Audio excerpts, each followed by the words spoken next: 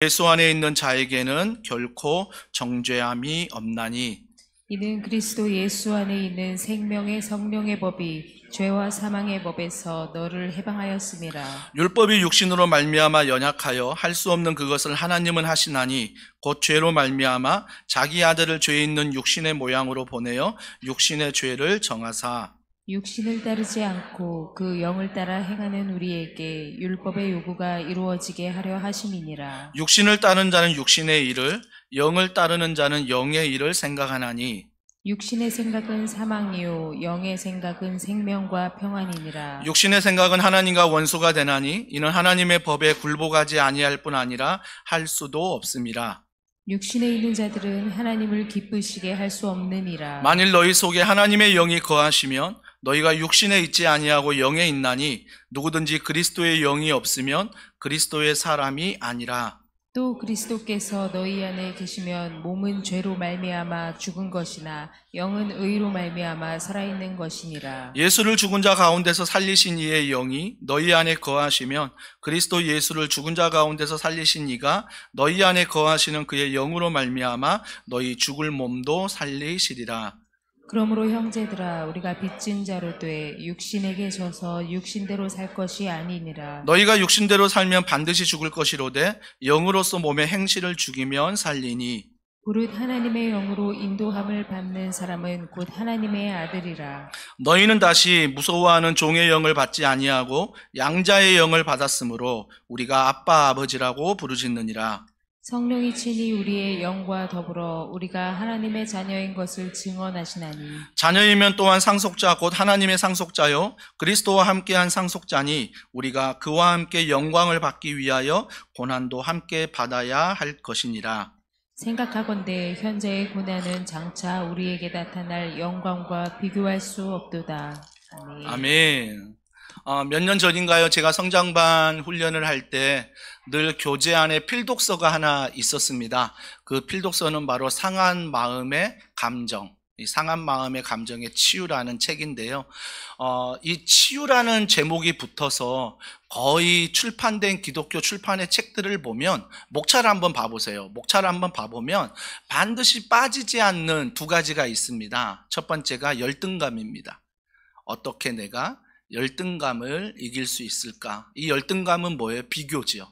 서로 비교할 때 열등감이 생기는 것입니다. 근데 이 열등감을 어떻게 이길까? 또 하나가 있다면 그건 자존감입니다. 어떻게 하면 이 자존감을 하나님 안에서 높은 자존감으로 신앙생활을 할 수 있을까? 늘 기독교 서적 중에 치유에 관련된 책을 읽다 보면 두 가지가 들어갑니다. 왜 그러냐면 우리가 예수를 믿고 오늘 2부 예배 드리러 나온 성도들이 계시지만 여전히 한 주간 열등감에 사로잡힌 분들이 있거든요. 또한 자존감이 낮은 자존감으로 신앙생활 하는 분들이 예수를 믿지만 여전히 있다라는 것입니다. 사도 바울이 오늘 본문 읽지 않았지만 로마서 7장 24절에 보면 이렇게 말씀하십니다. 오라 나는 공고한 사람이로다. 이 사망의 몸에서 누가 나를 건져내랴. 오라 나는 어떤 사람이라고요? 곤고한 사람이다. 너무 외롭다는 거죠. 너무 괴롭다는 거죠. 그러니까 그 안에 뭐가 있어요? 열등감이 있고 그 안에 낮은 자존감이 사도 바울에게도 있었다는 것입니다. 그렇다면 우리가 이 신앙생활을 할 때 어떻게 하면 이 열등감 안에서 어떻게 하면 낮은 자존감이 로마서 8장을 통해서 복음 안에서 승리할 수 있을까? 이길 수 있을까? 이 말씀의 주제를 가지고 오늘 말씀을 좀 나눠보려 하고 있습니다. 열등감과 이 낮은 자존감은 수시로 찾아오죠, 수시로. 제가 1부 예배 때 2분을 지각했어요. 2분을 지각하면서 제가 뒤에 서서 임내송을 부르는데 그 생각을 했어요. 차를 한 대 더 사야 되나? 그 생각을 했었습니다. 그래서 아들 챙기고 아내 같이 이게 오다 보니까 시간이 좀 안 맞는 경우가 많이 생기는 것 같아요. 그래서 작은 차라도 하나 더 구입해서 내가 좀 일찍 와서 예배를 드려야 되나, 예배를 준비해야 되나 그런 생각도 해보고 근데 대부분 지각이 저 때문에 이루어집니다. 끝까지 제가 책상 안에 책상 앞에 앉아 있는 시간이 오래 있다 보니까 아내나 우리 아들이 기다리는 시간이 있는데, 그러면서 제가 하고 싶은 말은 뭐냐면, 이분 지각하고 저 뒤에서 인내송을 하는데 이 열등감과 이 낮은 자존감이 발동하기 시작합니다. 인내송을 부르는데 하나도 안 기쁜 거예요.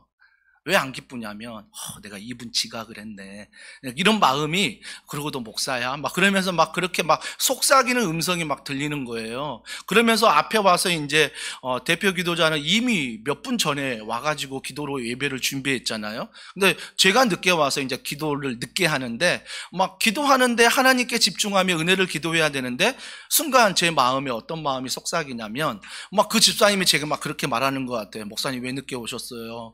제가 몇 분 전에 기다렸는데, 막 이런 마음들이, 그분이 말하지 않았는데도 제 스스로 이런 어떤 열등감과 자존감에 사로잡히니까 막 그런 이야기들이 막 그분이 하는 것처럼 막 들리는 거죠. 그러니까 기도를 하더라도 하나님께 집중하지 못하고 그런 열등감에, 그런 낮은 자존감에 사로잡혀서 뭘 말하는지 모르는 거예요. 기도하는데 내가 뭘 고백하는지를 모르는 거죠.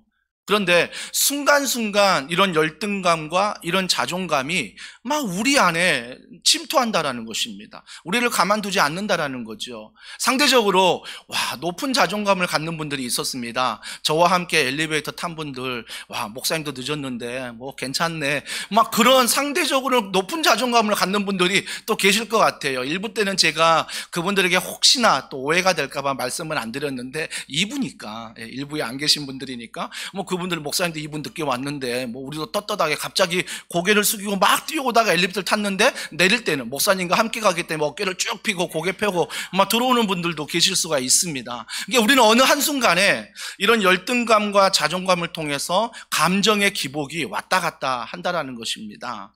그래서 우리가 이 열등감 속에, 이 낮은 자존감 속에 사로잡힌 걸 성경은 뭐라고 말하냐면, 오늘 읽지 않았지만 로마서 7장 25절은 사도 바울이 이렇게 말해요. 우리 주 예수 그리스도로 말미암아 하나님께 감사하리로다. 그런즉 내 자신이 마음으로는 하나님의 법을, 육신으로는 죄의 법을 섬기노라. 두 가지 마음이 있다라고 사도 바울은 말하지요. 먼저 뭐예요? 마음으로는 내가 하나님을 사랑한다, 진짜 사랑한다, 믿는다. 근데 육신이 뭐예요? 내가 가지고 있는 이 몸은 뭐예요? 하나님을 사랑하지 않도록 자꾸 죄의 법을 사랑하게 만든다. 이 두 가지의 마음과 몸이 내 안에 있다라는 것을 사도 바울이 이야기합니다. 그러면서 사도 바울이 이 두 가지의 마음이 우리 가운데 있는데, 어떻게 하면 이 마음에 하나님의 법이 있는 게 우리의 몸, 우리의 육신도 하나님의 법으로 승리할 수 있느냐, 거기에 대해서 오늘 로마서 8장에 대해서 답을 주고 있습니다. 그러면서 로마서 8장 1, 2절에 사도 바울이 이렇게 말합니다. 자, 우리 다 같이 한번 읽어보겠습니다. 시작. 그러므로 이제 그리스도 예수 안에 있는 자에게는 결코 정죄함이 없나니, 이는 그리스도 예수 안에 있는 생명의 성령의 법이 죄와 사망의 법에서 너를 해방하였습니다. 우리가 그런 열등감과 낮은 자존감이 생길 때, 여러분, 그건 솔직한 거죠. 정직한 거죠. 그건 인정해야 될 거예요. 내가 다음부터는 지각하지 말아야지. 내가 다음부터는 이러지 말아야지. 그건 회개지요. 회개는 행동의 변화가 있어야 되는 거죠. 이게 회개인데, 그 회개 안에서 자꾸 내 안에 정죄하는 그런 음성들이 내게 들릴 때가 있다라는 것입니다. 우리가 신앙생활 좀 열심히 해보려고 하잖아요. 그래서 새벽기도 나오고 수요 예배도 나와보고 다락방도 가보고 훈련도 받아보는데, 자꾸 열심히 해보려고 하는데 내 마음 가운데, 내 육신 가운데 들리는 게 뭐예요? 너 한 주간 이렇게 살았잖아. 너 그러고도 예배 드려도 돼? 너 그렇게 하고도 찬양해도 되는 거야? 너 기도해도 되는 거야? 옆에 있는 사람은 속일지 몰라도 나는 속이지 못한다. 너 예배 드릴 자격 없잖아. 너 섬길 자격 없잖아. 한마디로 저에게 속삭일 때 너 설교할 자격 없잖아. 사탄은 계속 우리의 육신 가운데 율법에 매어 있지 않는 그것들을 통해서 계속해서 정죄하는 거죠. 너 이거 율법도 안 지켰잖아. 오전 9시란 시간 지키지도 않았잖아. 이제 그러면서 자꾸 내 마음 가운데 정죄하는 말들을 사단이 속삭인다라는 것입니다. 그래서 기도를 좀 하려고 하면 갑자기 뭐가 생각나요? 기도를 열심히 하는 게 아니라 먼 과거에 지었던 죄들이 막 생각나는 거예요. 내가 초등학교 때, 내가 청소년 때, 내가 대학생 때, 내가 예수님을 인격적으로 알지 못할 때 그 죄를 회개했는데 기도하려고 하는데 또 생각나는 거죠. 그래서 갑자기 그 생각이 나니, 맞아, 내가 그렇게 죄를 짓는 사람인데 어떻게 예배를 드릴 수 있어? 어떻게 훈련을 받을 수 있어? 어떻게 섬길 수 있어? 그러면서 우리 안에 뭘 줘요? 또 열등감을 줍니다. 낮은 자존감을 주는 거죠. 이게 수시로 이런 마음들이 우리 안에 들어오는데, 그때마다 여러분이 어떻게 이겨야 된다고요? 내가 다음 주부터 이렇게 해야지. 그것도 중요합니다. 결단과 행동도 중요하죠. 그러나 결단과 행동도 중요하지만 그 결단과 행동을 해봤지만 또 그 다음 주가 되면, 또 한 달이 되면, 또 1년이 되면, 또 5년이 되면 또다시 무너져 있는 나의 모습을 발견하게 된다라는 것입니다. 왜? 우리는 연약하기 때문에, 인간은 한계란 게 있기 때문에 반드시 우리 연약함이 우리 안에 있다라는 것입니다. 그러면 이런 열등감과 낮은 자존감을 이길 수 있는 유일한 힘은 뭐냐? 1절과 2절을 암송해서 선포하는 것입니다. 그래서 그런 율법으로 매여 있는 것들이 나에게, 너가 그런 열등감과 낮은 자존감으로 얘기할 때 여러분이 로마서 8장 1, 2절을 선포해야 되는 거죠. 혹시 우리 중에 이런 열등감과 낮은 자존감이 있는 분들, 다시 한번 믿음을 가지고 이 1, 2절 말씀을 내 자신에게 또 그 상황에게 선포해 보도록 하겠습니다. 다시 한번 읽어보겠습니다. 시작.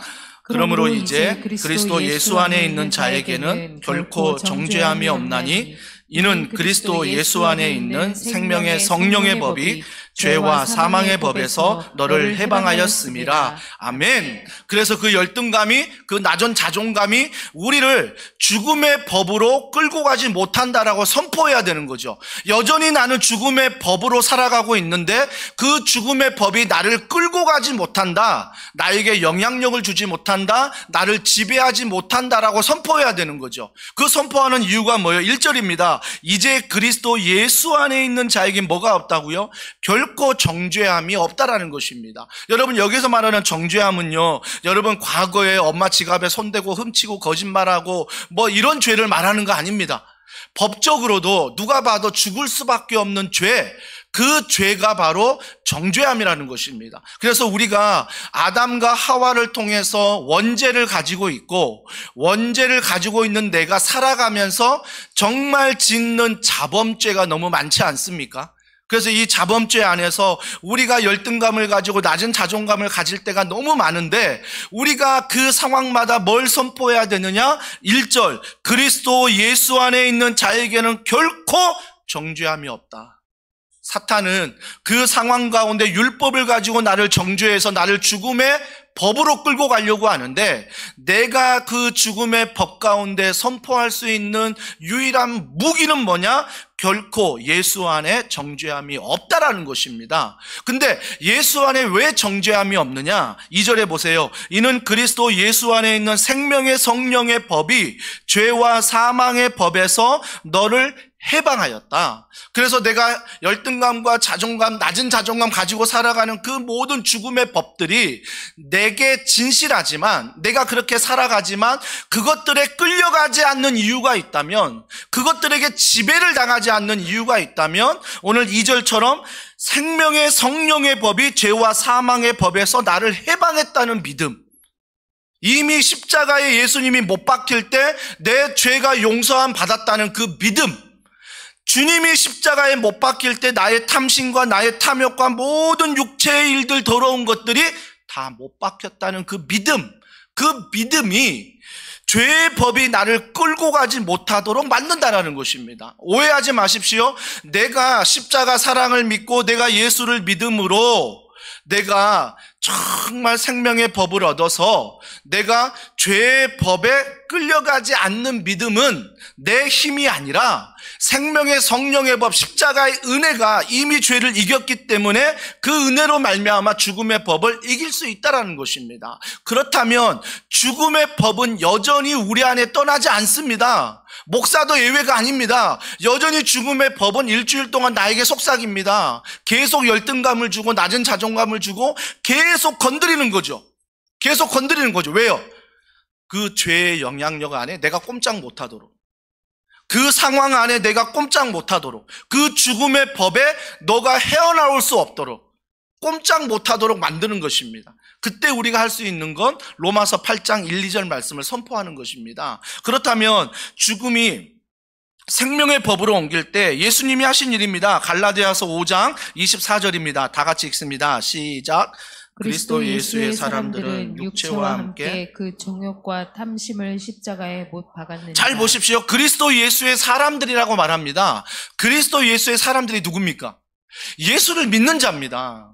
뭔가 기적을 행하는 게 아니라, 뭔가 대단한 게 아니라 예수님을 믿는 자가 그리스도 예수의 사람들이에요. 바로 여러분들입니다. 예수를 믿는다면 나는 그리스도의 사람인 거죠. 근데 내가 예수를 믿는 그리스도의 사람인데 육체와 함께 있다는 것은, 육체는 여전히 주님이 내 안에 거하지만 이 땅에 살아가기 때문에 죄의 영향력 아래 있는 거죠. 죄의 지배 아래 우리 육체는 있는 거죠. 근데 그 육체를 어떻게 했다고요? 그 정욕과 탐심을 십자가에 못 박았느니라 라고 선포하십니다. 그러니까 내가 여전히 예수님을 믿는 믿음의 사람이지만 죄의 영향력, 죄의 영역은 떠나지를 못하는 거죠. 이 세상을 살아가니까. 근데 그 영역에 떠나지 못하지만 십자가의 주님이 우리의 죄를 위해 죽으셨기 때문에 그 십자가를 통해 내 죄도 함께 못 바뀌었다. 이걸 믿는 것입니다. 이걸 믿는 거죠. 그럴 때 어떤 일이 일어납니까? 제가 시트지에 적었는데요. 율법이 할 수 없는 것을 하나님이 하신 거죠. 여러분, 우리가 여전히 육체를 입고 있기 때문에, 오늘 성경은 육신이라고 말하잖아요. 이 육신이라고 말하는 것은 죄가 있는 우리 몸을 말하는 거거든요. 그러니까 죄가 있는 몸을 입고 있기 때문에 여전히 하나님을 믿지만 우리는 죄의 영향력 아래 살아갈 수밖에 없는 그런 연약함이 우리에게 있는데, 그래서 내 힘으로 그 죄의 영향력 안에 있는 율법을 지킬 수가 없었던 거죠. 담배를 끊어보자, 술을 끊어보자, 내가 무언가 하나님 앞에 결단을 해보는데 그 결단들이 반짝이지 영원하지 않다라는 거죠. 내가 결단해봤는데 이게 안 되더라는 것입니다. 안 되더라는 거죠. 그런데 이 모든 율법을 지킬 수 있게 하시는 분이 누구냐? 십자가에 못 박으신 그 은혜를 믿는 자들은 율법을, 모든 걸 이루신 그분 안에서 죽음의 법이 아닌 생명의 법을 갖고 산다라는 것입니다. 이게 바로 십자가 은혜라는 거죠. 그러면 십자가 은혜가 무엇입니까? 로마서 3장은 예수님이 내 죄를 지신 속량의 십자가에 대해서 얘기해요. 죄를 덮어주신 거죠. 예수님의 십자가로 덮어주신 거예요. 아담과 하와가 죄를 범함으로 말미암아 하나님과의 관계가 단절됐죠. 그러면서 우리 모든 인류에 태어나는 사람들은 원죄를 가지고 있습니다. 물론 자범죄도 가지고 있지만요. 원죄를 갖는데 예수님은 사람의 몸을 통해 태어났지만 사람과 사람의 결혼을 통해 태어나신 분이 아닙니다. 성령으로 말미암아 잉태하셨기 때문에 그분은 원죄로부터 자유하신 분이죠. 그렇기 때문에 흠없는 제물이 되시는 그분께서 우리의 죄를 덮어주시기 위해서 친히 십자가에서 죽으셨죠. 이걸 칭의라고 말합니다. 죄인 된 나를 의롭게 여겨주신 십자가의 은혜. 로마서 6장은 뭐라고 말하냐면 죄와 율법에서 자유케 하신 십자가예요. 여전히 예수님을 믿지만 죄의 지배 아래에 있는 우리의 육체를 주님이 은혜를 부어주셔서 은혜의 지배, 율법이 지배하는 게 아니라 은혜가 지배하는 삶을 살아갈 수 있도록 해주셨다는 것입니다. 한마디로 말하면 내가 인생의 주인이 아니라 하나님이 인생의 주인임을 알고 고백하는 거죠. 여기까지는 어느 정도 성도들이라면 신앙생활을 하더라고요. 예수님이 십자가를 통해 내 죄를 용서해 주셨구나. 그 용서해 주신 게 은혜구나. 그래서 은혜에 감사하며 우리는 예수님을 주인 되어 살아가는 거구나. 여기까지는 잘 하는데 이 이상을 넘어가지 못하는 거죠. 그러니까 로마서 7장까지는 잘 하는데 7장에서 8장을 넘어가지 못하는 거죠. 그러므로가 없어요. 그러므로가. 여기에서 만족하는 거죠. 여러분, 7장에서 만족한 사람들은 어떤 신앙생활을 하냐면 내가 죄사함 받았어, 내가 하나님의 자녀야, 나는 은혜 받았어 라고 하는데 또 월요일날 세상을 살아갈 때 죄가 덮치면 뭐예요? 죄가 덮치면 나는 육신이 연약해서 어쩔 수가 없어. 그러면서 그 죄와 맞서는 게 아니라 죄를 그대로 수용해버려요. 수용해버리고 다시 우리는 죄에 대해서 회개할 수밖에 없어. 이런 신앙생활이 되는 거죠. 그러니까 신앙생활이 절대 죄를 이기지를 못하는 거죠. 죄를 넘어가지를 못하는 거죠. 그래서 오늘 로마서 8장은 앞에서 죄를 덮어주시고 은혜를 주신 건 바로 죄를 이기게 하신 것이다. 죄를 이길 수 있다라는 것입니다. 예수님의 십자가 안에서, 은혜 안에서 우리는 죄를 이길 수 있다라는 것. 이걸 신학적인 용어로 성화라고 말합니다. 성화. 성화는 한마디로 뭐냐? 거룩해지는 거예요. 거룩해지는 것. 거룩해지는데 그 거룩해지는 게 우리가 또 인간적으로 생각하면 깨끗해지고 내가 도덕적, 윤리적으로 내가 말씀 잘 지켜 기도하고 시간 또박또박 지키면서 이렇게 하는 거, 이게 거룩이라고 생각할 수 있지만 성경이 말하는 거룩은 우리의 세상에 말하는 거룩과 달라요. 성경이 말하는 거룩은 뭐예요? 예수님 닮아가는 거거든요. 예수님 닮아가는 게 거룩이죠. 그러니까 우리 교회 제자훈련이 있고 1:1 양육이 있고 어와나 있고 많은 훈련들이 있잖아요. 이런 훈련들이 여러분 성경 공부가 아니에요. 어떤 분들은 제자훈련 지원하면서 성경을 좀 공부해보자 지원하는 분들 착각입니다. 그러면요 머리만 커져요. 그러면 아는 게 많아서 판단만 한다고요. 그래서 제자훈련 받으면 더 무서워지는 것입니다. 더 율법적으로 가는 거죠. 더 율법적으로. 너 말씀에 이건데 왜 안 하니? 너 자녀들 막 숨도 못 쉬게 만들지 않습니까? 오히려 신앙이 좋으면 좋을수록 내 주변의 모든 관계는 단절되는 거죠. 단절되는 거죠. 여러분, 그게 과연 훈련일까? 아니요. 훈련은요, 예수님 닮아가는 게 훈련이에요. 1:1 양육하면 1주가, 2주가, 3주가, 앞으로 16주 갈 텐데, 한 주 한 주가 예수님 닮아가는 것. 제자훈련 1년 하면서 하루하루가 하나님 닮아가는 것. 어와나 하면서 우리 아이들이 암송을 잘해서 박수를 치고 게임을 잘해서 이겨서 우승팀이라고 축하는 해주지만 정말 그들이 이 어와나를 통해서 알아야 될 건 뭐예요? 예수를 닮아가는 거예요. 예수를 닮아가는 거. 이게 바로 십자가 안에서 주님이 우리를 죄 용서하시고 은혜로 주신 목적이라는 것입니다. 그래서 단지 야, 죄를 덮어주셨대. 이제 내가 의인이래. 야, 이게 율법이 아니라 은혜래. 이 안에서만 끝나는 신앙이 아니라 그런 죄사함과 그런 은혜를 경험했다면 월요일부터 내게 찾아오는 그 죄의 유혹 앞에 우리가 맞설 수 있어야 된다는 거죠. 왜요? 어떤 죄가 내 안에 찾아왔을 때 너 이 죄는 죽음의 법이야. 나는 생명의 법이거든. 그래서 8장 1절 2절을 선포할 수 있어야 돼요. 나는 이제 그리스도 예수 안에 있는 자에게 결코 정죄함이 없는 거야. 그래서 그리스도 예수 안에 있는 생명의 성령의 법이 죄와 사망의 법에서 너를 해방하였다. 지금은 나에게 죄성이 들어오지만 이 죄성은 내 모습이 아니야. 이 죄성은 죽음의 법이야. 이미 십자가 안에서 승리하신 주님의 죄사함과 은혜 아래 나는 이런 죽음의 법의 사람이 아니라 생명의 법의 사람이야 라고 선포해버리는 거죠. 그렇게 여겨버리는 거죠. 근데 우리는 어때요? 육신이 약해서, 이게 너무 힘들어서, 저게 너무 힘들어서 온갖 핑계를 대면서 그 죄에 대해서 어때요? 묵상하고 끌려가고 영향력 받고 점령당하고 막 지배당하고 막 그 죄를 받으니까 막 열등감 생기고 낮은 자존감 생기고 다 그런 게 그런 거야. 그렇게 살아가는 거야. 거기에 위로를 받고. 아니요. 그런 위로도 있지만 우리가 로마서 8장 1절 2절을 통해서 반드시 우리는 죽음의 법의 사람이 아니라 생명의 법의 사람이라는 걸 선포하십시오. 그러면 더 이상 그 죄의 영향력이 내 생각에서 떠나가는 거죠. 이미 그분이 십자가에서 승리하셨으니까.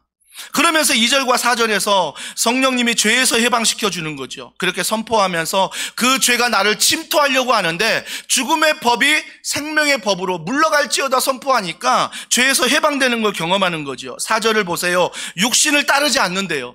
더 이상 내가 이 세상을 살아갈 때 주님의 은혜 가운데 자녀로 살아가지만 죄가 나에게 침투할 때 뭐라고 선포하는 거예요? 이 죄는 죽음의 법이야. 죽음의 법은 생명의 법인 나를 건드리지 못해. 떠나가라 라고 선포할 수 있는 거죠. 그 4절에 육신을 따르지 않는다. 그 영을 따라. 그 영이 누굽니까? 성령 하나님이십니다. 성령을 따라 행하는 우리에게 율법의 요구가 이루어지게 하려 하심이라. 내가 뭔가 죄의 유혹을 이겨보려 했는데 이기지 못하는 율법을 지키지 못하였는데 이제는 성령을 의지하여 십자가 은혜로 생명의 법으로 선포하니 그 율법을 넉넉히 지킬 수 있다라는 것입니다. 넉넉히 지킬 수 있다라는 거죠. 사랑하는 성도 여러분, 그래서 우리는요 어떤 모습이었냐면 창세기 6장 3절 상반절입니다. 같이 읽습니다. 시작. 여호와께서 이르시되 나의 영이 영원히 사람과 함께하지 아니하리니 이는 그들이 육신이 됨이라. 하나님의 영, 성령이죠. 하나님의 성령이 사람과 함께하지 아니하겠대요. 왜요? 그들이 육신이기 때문에. 육신은 뭐라고 말했어요? 죽음의 법을 가지고 있는 사람들을 말한다고 했잖아요. 그러니까 죽음의 법을 묵상하며 죽음의 법에 먹이를 주며 죽음의 법에 살아가는 사람들에게는 하나님의 영이 일할 수 없다라는 거죠. 하나님의 영이 떠나가는 것처럼 느낀다는 거죠. 이게 바로 아담과 하와로부터 우리에게 주어진 원죄 아닙니까? 우리가 아담과 하와의 죄 알잖아요. 아담과 하와가 죄를 범한 다음에 가장 먼저 하나님이 아담아 불렀을 때 아담이 하나님과 관계가 단절되잖아요. 숨잖아요. 그 자기 부끄러움을 보잖아요. 그래서 더 이상 하나님을 바라보는 게 아니라 자기를 바라봐요. 자기의 죄, 자기의 부끄러움. 이 죽음의 법이 여전히 아담 안에 있는 거죠. 아담 안에 있는 거죠. 우리도 그렇죠. 이미 예수님 믿어 우리가 하나님을 아빠 아버지라 믿는 그리스도인인데 자꾸 죽음의 법이 내게 몰려올 때에 피하려고 하죠. 숨기려고 하죠. 부끄러워하죠. 그럴 때 죽음의 법에 점점 점령당하는 거죠. 점점 지배당하는 거죠. 죽음의 법이 점점 내 안에 가득 차는 거죠. 8장 1절 2절을 선포하지 못하고 있는 나의 모습을 보는 거죠. 그때 우리가 만약에 8장 1절 2절을 선포하고 성령을 의지하면 히브리서 10장 22절 상반절로 우리의 몸은 바뀐다라는 것입니다. 같이 한번 읽어보겠습니다. 시작.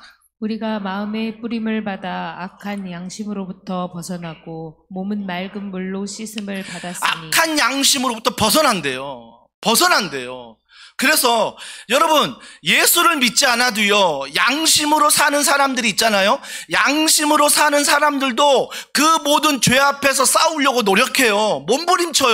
몸부림치는데 예수를 믿는 우리가 어떤 악한 것들이 들어오는데 몸부림치지 못하고 싸우지도 못하고 그냥 죄가 좋사오니 나는 이럴 수밖에 없사오니 나는 열등감이 있고 나는 낮은 자존감이 있는 이런 사람이니 그 죄를 인정해버리고 그 죄의 지배를 당하고 그 죄의 영향력으로 살아가지 말라라는 거죠. 오히려 히브리서 10장 22절 상반절 뭐라고 말해요? 악한 양심으로부터 벗어나고 몸은 맑은 물로 씻음을 받았다라고 말합니다. 생명의 성령의 법 로마서 8장 1절 2절을 선포할 때 죄가 여전히 내 안에 있지만 그 죄의 영향력 아래 살아가지 않는다라는 거죠. 죄가 더 이상 지배하지 못한다라는 거죠. 그래서 이게 바로 하나님의 십자가를 통한 우리에게 주시는 죄를 이기게 하시는 능력이라는 것입니다. 능력이라는 거죠. 사랑하는 성도 여러분, 그러면서 우리가 4절을 볼 때 육신을 따르지 않고 그 영을 따라 행하는 우리에게 율법의 요구가 이루어지게 하려 하심이라. 율법의 요구는 도저히 내 힘으로 이룰 수 없는데 성령의 힘으로 말미암아 그 십자가 사랑과 은혜와 그 모든 죄를 맞서는 믿음으로 말미암아 율법을 이룰 수 있다라는 것입니다. 율법을 이룰 수 있다라는 거죠. 율법을 이룰 수 있다는 게 뭘까? 제가 이렇게 생각해 봤는데 갈라디아서 5장 16절 말씀이 생각이 나더라고요. 자, 다 같이 한번 읽어보겠습니다. 시작.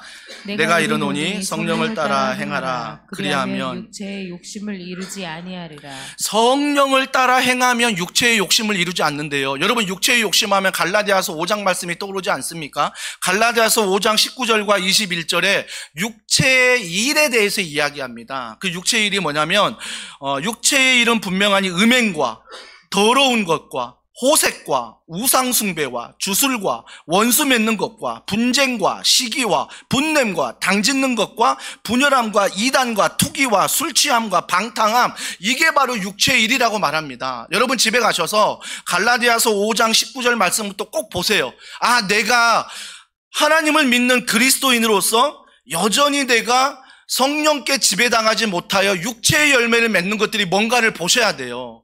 말씀 안에 내가 어떤 육체의 열매를 맺고 있는가, 이런 것들을 보시라는 것입니다. 하나하나 체크해 보는 거죠. 여기서 술 취함이 있잖아요. 정말 우리가 예수 안에서 내 힘으로 끊는 게 아니라 성령을 통해서 의지하고 바라보고 믿음 안에서 걸어갈 때 어느 순간 이게 끊어지는 것들 아닙니까? 어느 순간 멀어지는 것들 아닙니까?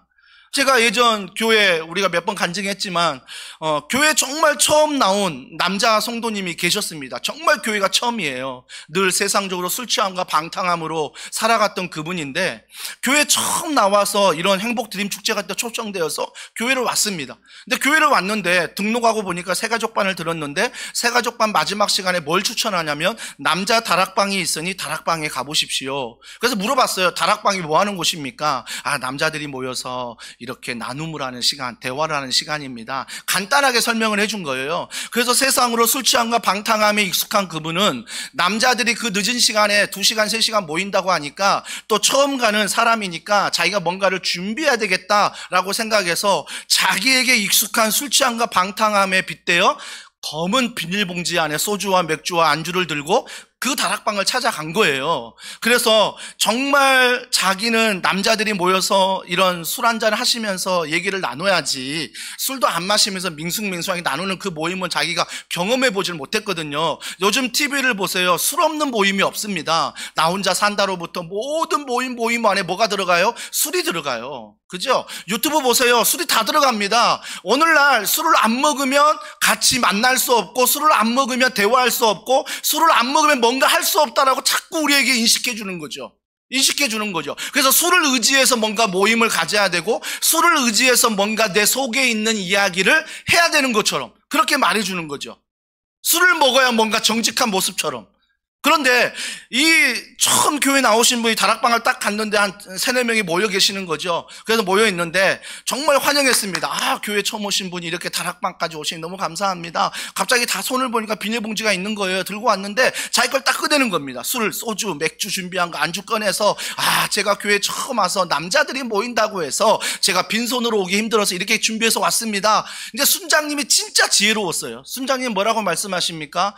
감사합니다. 이 모임을 위해서 이렇게 준비해 주신 너무너무 감사합니다. 준비해 주신 것은 나중에 먹는 시간이 있으니 좀 이따 먹고 지금은 우리가 준비한 시간에 먼저 이 시간을 먼저 하겠습니다. 먼저 이 시간을 1시간, 2시간 하다 보니까 점점 알잖아요. 술 먹는 자리가 아니고 내가 뭔가 실수를 크게 했구나. 알게 되는 거죠. 알게 되는 것. 그래서 나눈 다음에 깜짝 놀란 거죠. 술이 없어도 남자들이 모여서 2-3시간을 나눌 수 있고 나눌 수 있는 게 끝나는 게 아니라 수박 겉핥기가 아니라 정말 속에 있는 직장의 어려움, 가정의 어려움, 개인의 어려움을 정말 어디 가서 나누지 못했던 얘기들 나눌 수 있었던 거죠.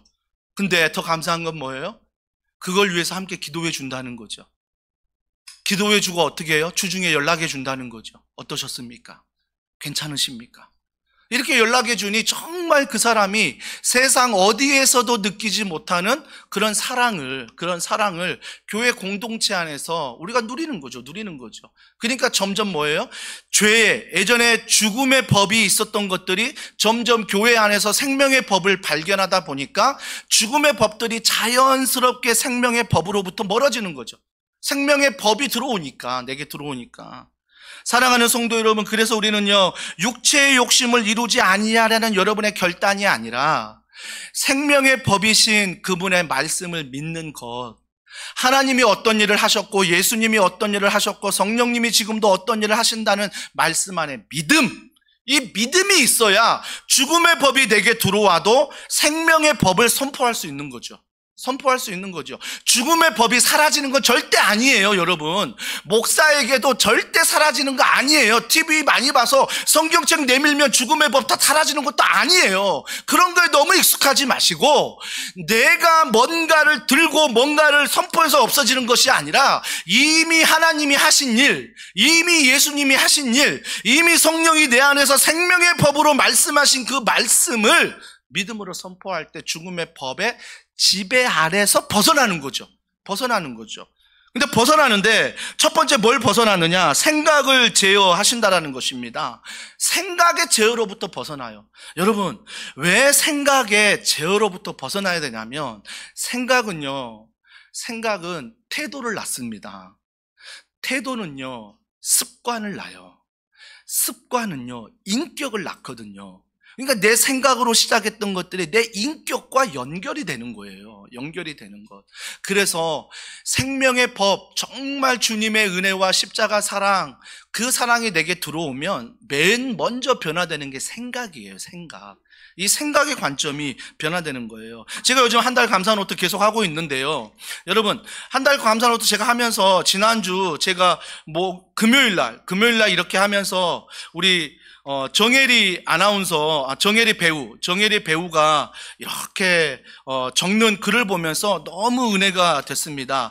은혜가 된 게 뭐냐면 제가 이렇게 빨간색으로 이렇게 표시를 해놨는데요. 타이틀이 그래요. 타이틀이 뭐냐면 생각하니 감사, 그 또한 감사합니다. 뭐라고요?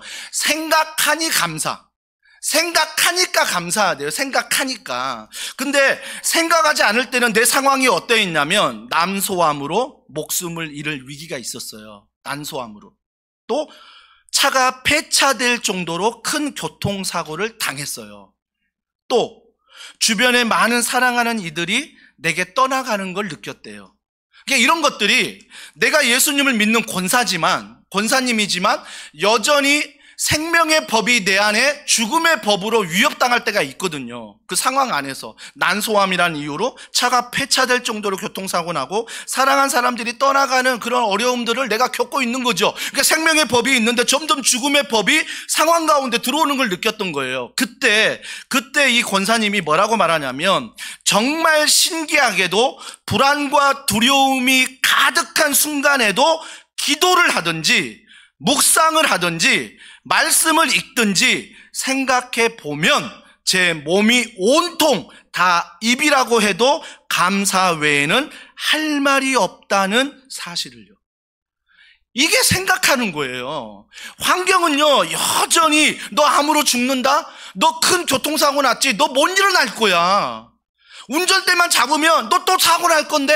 그런 트라우마가 늘 있습니다.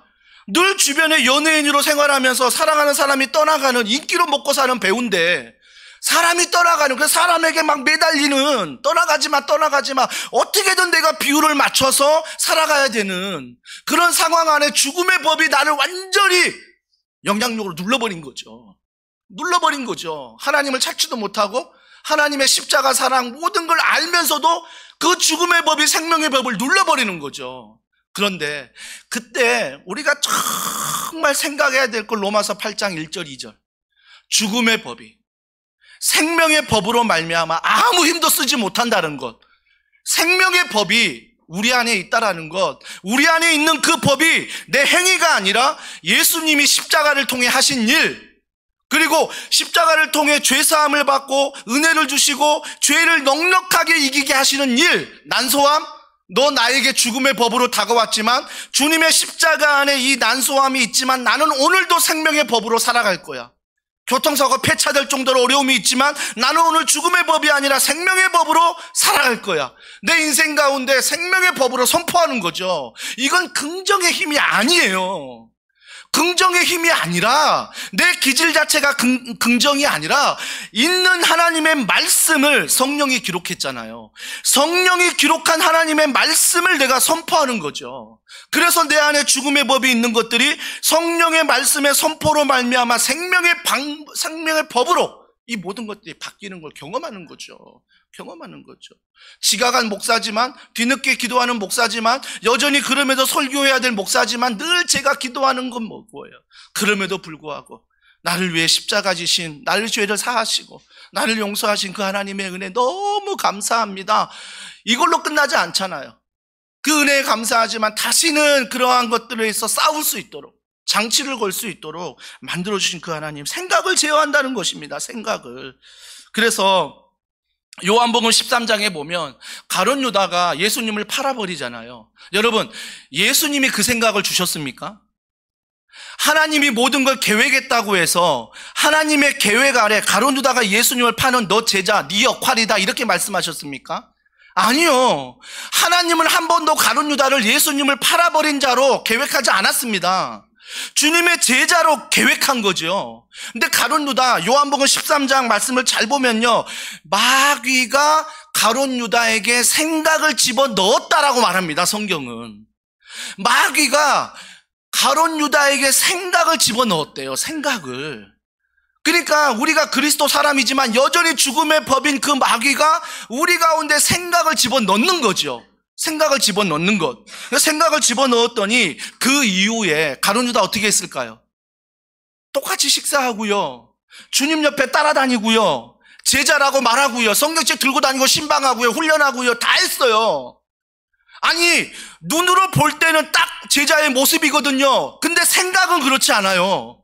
마음은 그렇지 않아요. 그래서 밥도 먹고 예수님과 교제하고 신방도 다니고 훈련도 하고 다 해요. 생각은 그렇지 않는데. 사랑하는 성도 여러분, 정말 하나님이 이 본문을 통해 우리에게 주시고자 하는 말씀이 뭡니까? 가룟 유다가 예수를 팔더라. 그건요, 결론이에요. 먼저 말하고 싶은 건 생각이에요.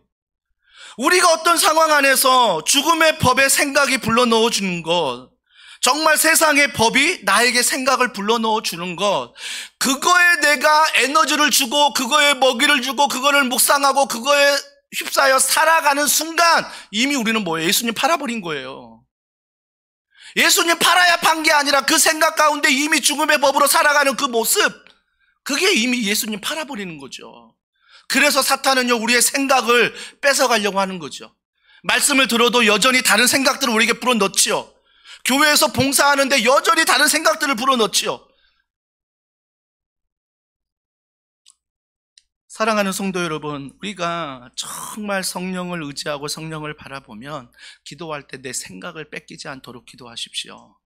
하나님, 내 생각이 뺏기지 않도록, 내 생각이 병들지 않도록 기도해야 하는 것입니다. 기도해야죠. 병들지 않도록. 병드는 순간을 만나요. 그럴 때마다 선포하라고 했죠. 너는 죽음의 법이야.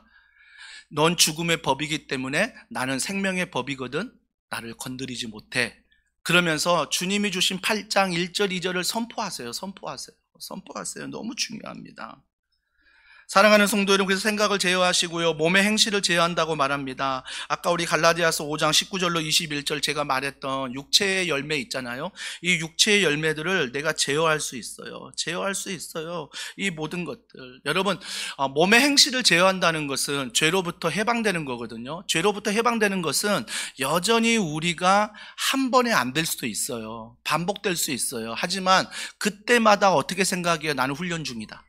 나는 연단 중이다. 생각하셔야 돼요. 나는 훈련 중이고 연단 중이다. 또 한 가지 뭐예요? 나는 공사 중이다.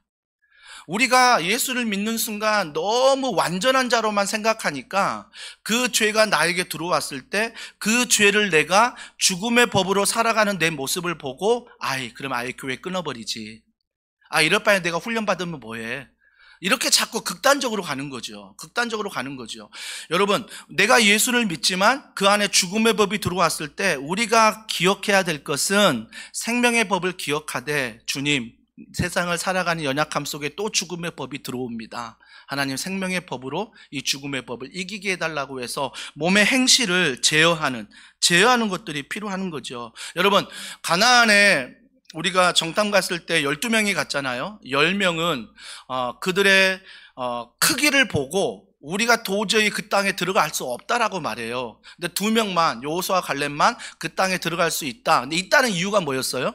우리가 싸움을 잘해서가 아니에요. 우리가 준비를 잘해서가 아니라 들어갈 수 있다는 이유가 뭐였어요? 하나님이 우리에게 들어가라 명하셨다. 하나님이 우리에게 허락하셨다라는 그 말씀을 붙잡고 들어간 거예요.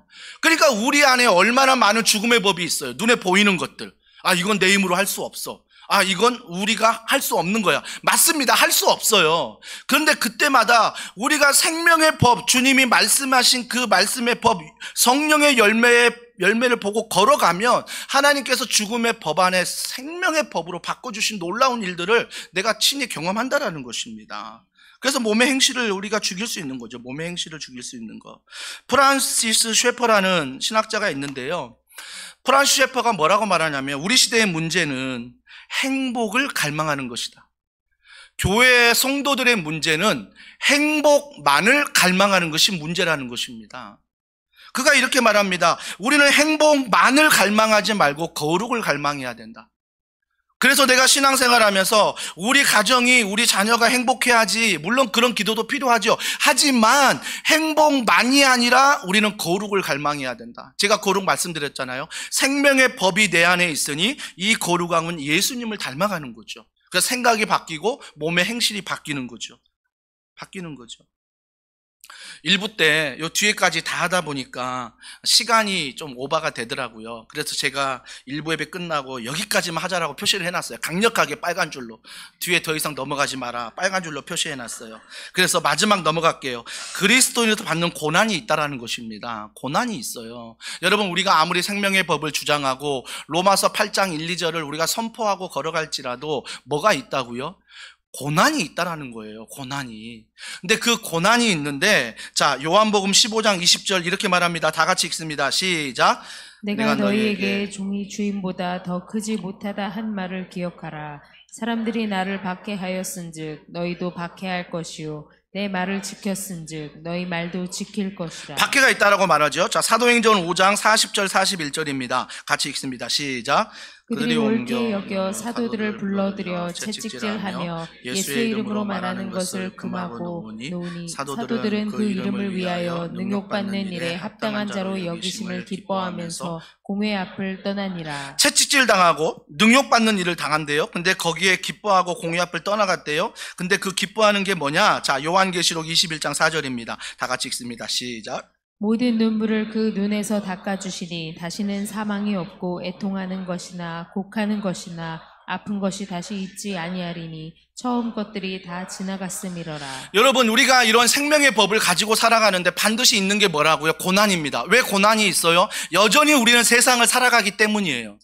여전히 세상이라는 죽음의 법이 있기 때문에 우리 안에 생명의 법으로 살아가려 하는데 여전히 고난이 있는 거죠. 근데 고난이 있는데 그 고난 앞에 계시록 21장 4절 모르는 분 없어요. 이 고난이 훈련 중이고 이 고난이 공사 중이고 이 고난이 연단 중이다. 반드시 하나님이 합력하여 좋은 것을 주실 것이다. 우리는 알고 있어요.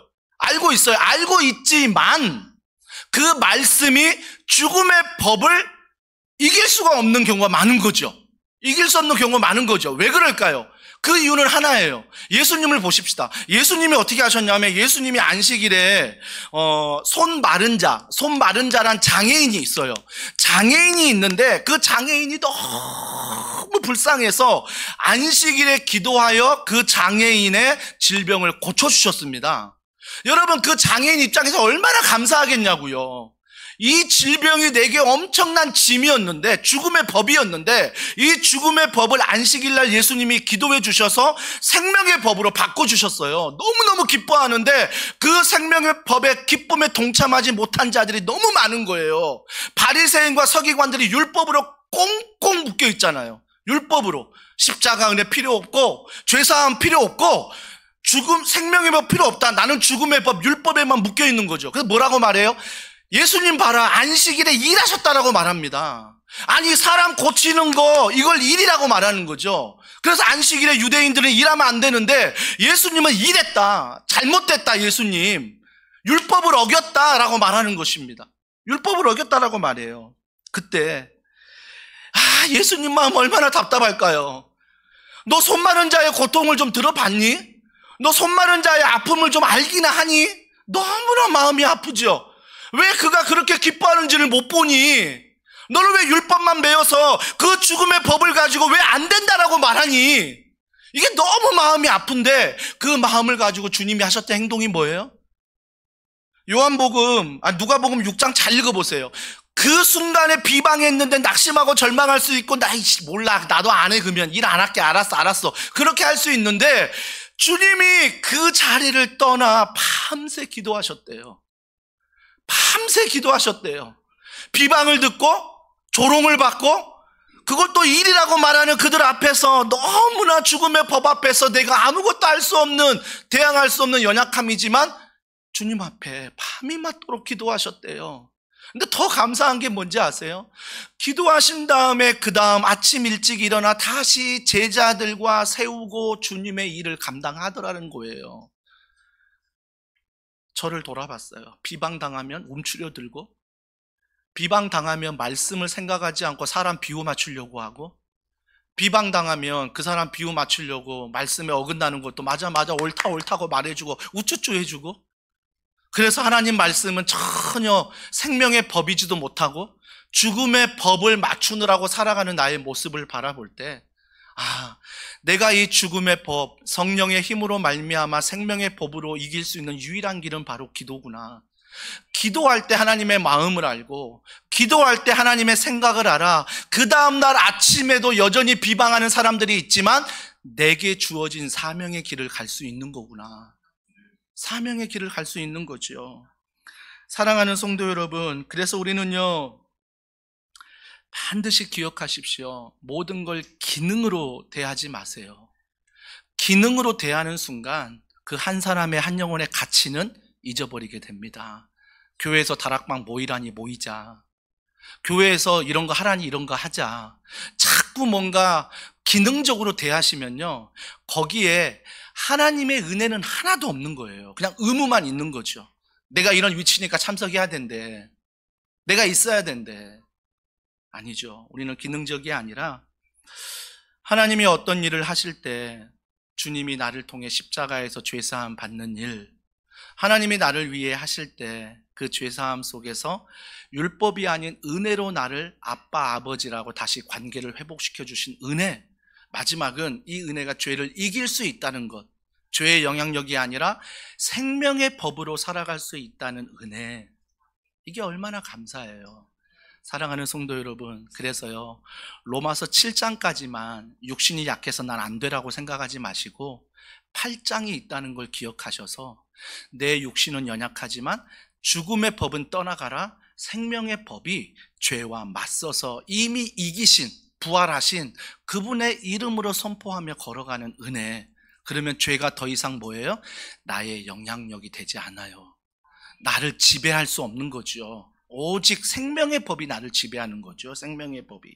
조금 전 찬양할 텐데, 허무한 시절 지날 때, 깊은 한숨 내쉴 때, 이 찬양 부를 때 막 이 찬양에 하나님이 등장하지 않아도 예수님이 등장한 눈물이 나는 거죠. 왜 그러냐면 지난 한 주 동안 내가 허무했거든요. 내가 깊은 한숨을 쉴 때가 너무 많았거든요. 근데 여러분 기억하십시오. 그 뒤에 반드시 이런 가사가 있다는 것. 그런 풍경 보시며 탄식하는 분 있네. 여러분이 허무하다고 느낄 때, 깊은 한숨 내쉴 때 누군가 보고 계신대요. 근데 보고 계심으로 끝나는 게 아니라 1절의 가사는 계속돼요. 고와 같이 너희를 버려두지 않으리. 한숨 질 때, 또한 내가 허무할 때 죽음의 법이 속삭이는 게 뭐예요? 너 봐라, 예수 믿어도 아무것도 없어. 너는 그래서 고아야. 자꾸 속삭여. 나에게 속삭이는 거죠. 넌 고아야. 넌 혼자야. 너 안 되잖아. 2번 다시 하지 마라. 그러면서 열등감과 낮은 자존감을 계속해서 세상이 나에게 말해주는 거죠. 근데 고아같이 너희를 버려두지 않으리. 내가 너희와 영원히 함께하리라. 저는 성령님을 설명할 때 이런 설명을 수요 예배 때 얘기했습니다. 성령님은요, 눈에 보이지 않아요. 하지만 예수님이 하나님이신데, 하나님이신 그분이 우리 죄를 사하기 위해서 시간 안으로 들어오셨어요. 육체가 죄인데, 이 몸이 죄인데 하나님이신 그분이 죄 안으로 들어오셨어요. 그래서 그분이 십자가에 못 박혀 죽으심으로 죄 문제를 해결하셨어요. 그리고 그분이 하늘에 올라가시면서 뭐라고 말했죠? 너희에게 보혜사 성령을 보내주겠다라고 말해요. 보혜사는 돕는 자란 뜻이고요. 성령은 그래서 우리에게 뭐예요? 돕는 자예요. 성령은 영이기 때문에 눈에 보이질 않아요. 예수님은 인간의 몸을 입고 있었기 때문에 시간 속으로, 공간 속으로 들어와서 언제나 한계가 있으셨어요. 영은요, 시간의, 공간의 한계를 뛰어넘어서 언제나 나와 동행하겠대요. 쉽게 설명해 볼까요? 우리 아이들이 걸음만 막 배울 때 있지요. 걸음만 막 배울 때 넘어지기도 하고 또 부딪히기도 하고 다치기도 해요. 그때 엄마가 에이 걷지 마, 그래 알았어, 너 다친다, 걷지 마, 이런 부모 없어요. 정상적인 부모라면 어떻게 해요? 그 아이가 걸을 수 있도록 도와주고요, 때로는 어떻게 해요? 혼자 걸을 수 있도록 놔두고 뒤에서 지켜볼 때가 있어요. 왜 지켜봐요? 혹시 아이 위험한 일 당할까봐. 아이는 혼자 걷는다고 생각하지만 부모는 여전히 지켜보고 있는 거지요. 성령님이 우리에게 이런 역할을 하세요.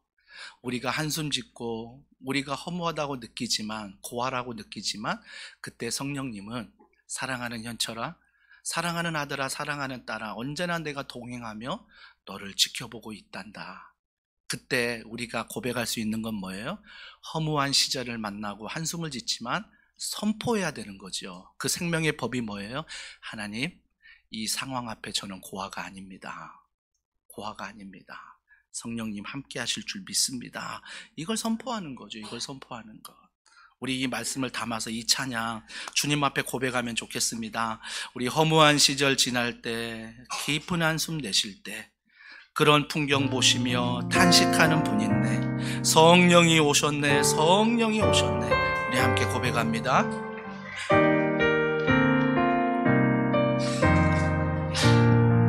허무한 시절 지날 때, 깊은 한숨 내쉴 때, 그런 풍경 보시며 탄식하는 분이네.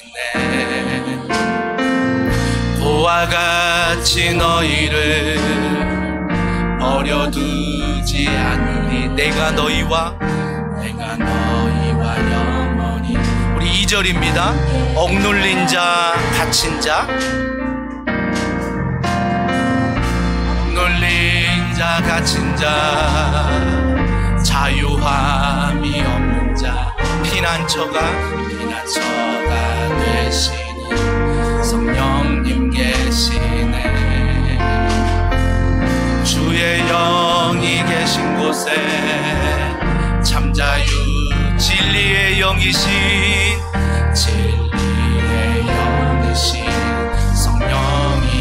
성령이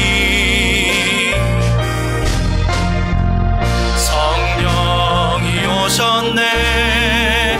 성령이 오셨네. 내 주에 보내신 성령이 오셨네.